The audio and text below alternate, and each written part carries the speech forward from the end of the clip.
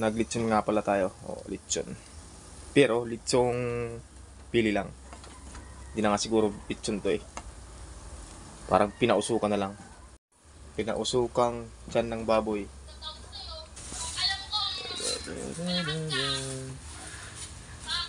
Pinausukan na yan. Sobrang init kasi.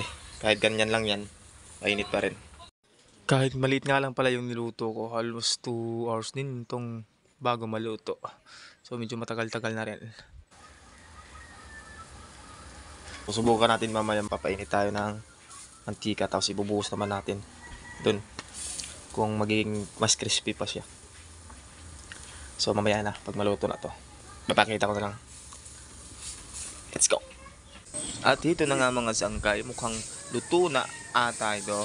So magpapakulo na muna tayo ng mantika.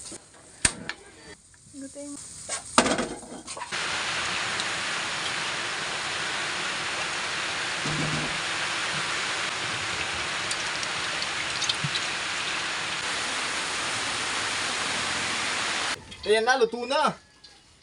So ilalagay na natin ito dito. Taran! Taran! Taran! Dikit na siya. Oo eh. Kasya na. Kapag ganyan na yan, hindi, wala nang bula, ibig sabihin, mainit na yan.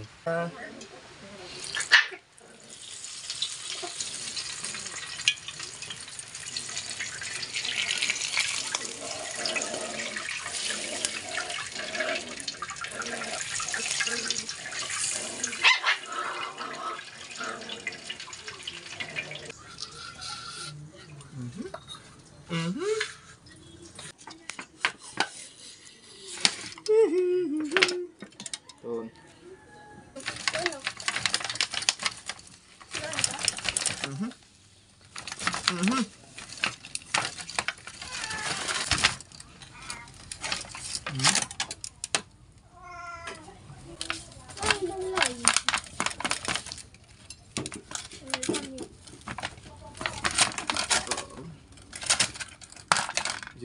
Video.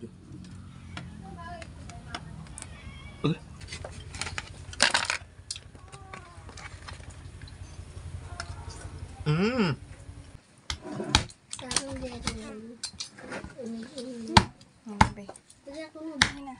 Sige, video mo di.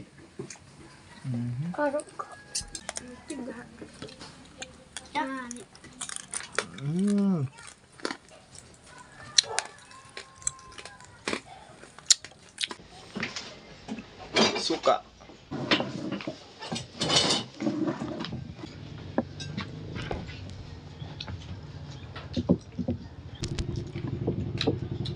Kung umabot ka dito at hindi pa tayo mag-friend o hindi ka pa nakapalo sa akin, baka naman.